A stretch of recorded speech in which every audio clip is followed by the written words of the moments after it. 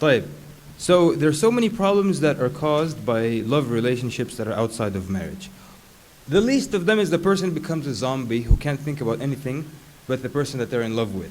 I know one brother who had a famous love story in our area. He's in love with this sister for 3 years. We were at the ISNA convention some years ago. We prayed after the salah, after the taslim. He tells me, Wallahi, during the whole prayer, I'm just thinking of her. So now, okay, no focus on salah, forget about Allah. Just all he's thinking about is the sister, the sister, the sister, the sister.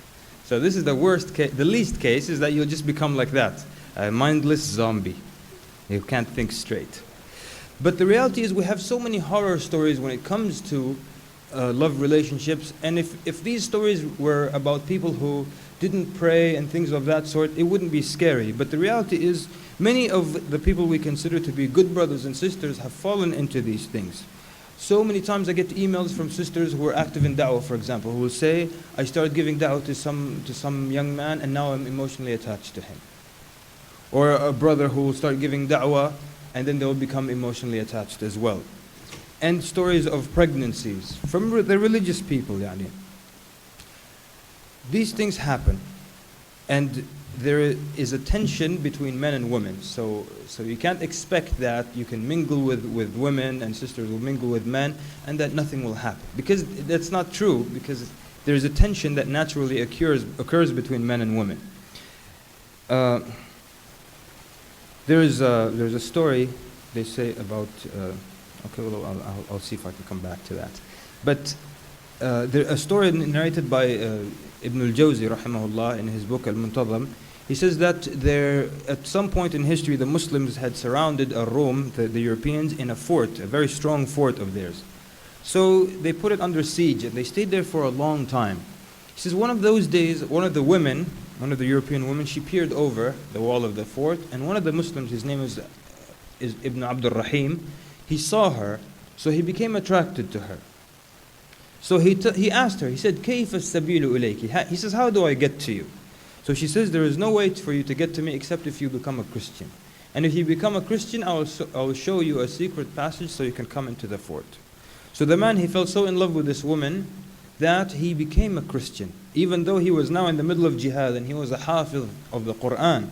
But he became in love, and it took over his heart and his thinking and his emotions. So he became a Christian and he went to her. The Muslims were very saddened when that happened. And the siege continued for a long time, and eventually the Muslims left that fort. And some while later, a group of Muslims passed by the same fort, and they remembered Ibn Abdul Rahim. So they started to call to him, Ya Ibn Abdul Rahim, Ya Ibn Abdul Rahim. So he looked over the wall of the fort. So then they asked him, you got what you wanted. So where is your Quran? And where is your knowledge? And what happened? And what has your prayer done for you? So he began to cry. And he said to them, Wallahi, I have forgotten all of the Quran. And I do not remember except one ayah. And that is the ayah where Allah Azza wa Jal says, رُبَمَا يَوَدُّ الَّذِينَ كَفَرُوا لَوْ كَانُوا مُسْلِمِينَ.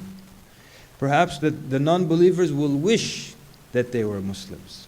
This is the only ayah that he remembered.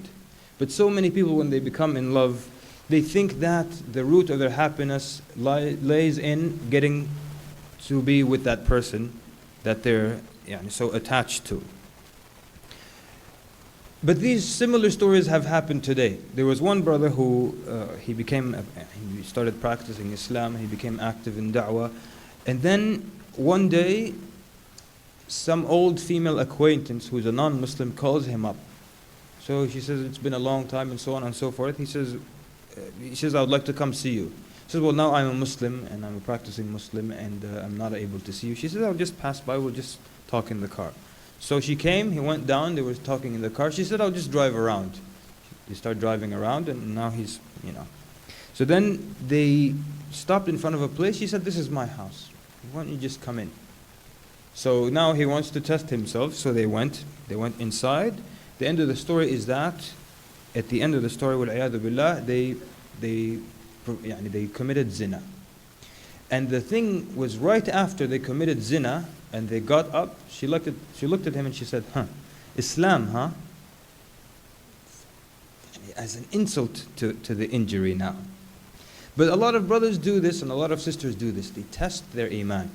They test their iman. I'll give da'wah to the prettiest girls in the school, and inshallah nothing will happen to my iman. People always test their iman and test themselves. Like people who pray with the television on. Let me test my khushu'. Allahu Akbar. And they start testing themselves. People do this in so many ways. Monitor yourself. You'll see, oh, there's some danger in that, but inshallah nothing will happen. Let me see what will happen. Let me ask you this. Do you test your life? Do you say, let me run across the busy highway and see if I have my life when I get to the other side? Because you value it, you don't put it to the test. You value your iman, why do you put it to the test? Well, let me give the sisters da'wah and see what happens. By the way, in our da'wah table at our MSA, we have a group of sisters on one side, a group of brothers on one side. Guess who comes to the brothers to ask them about Islam? Jessica and Kimberly and Edwina, ma'arif ish.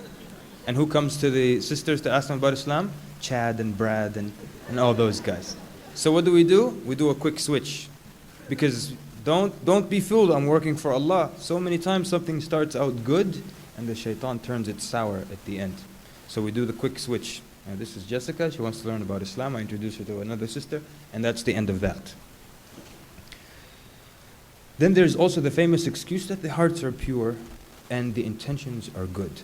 And therefore, if I'm telling someone about Islam with good intentions, it's not a problem. And that may be the case initially, but you never know when something sour will creep into it. And for that reason, you find the companions of the Prophet ﷺ and the Prophet ﷺ himself would not put themselves in situations like that, though they had the best of intentions and the purest of heart.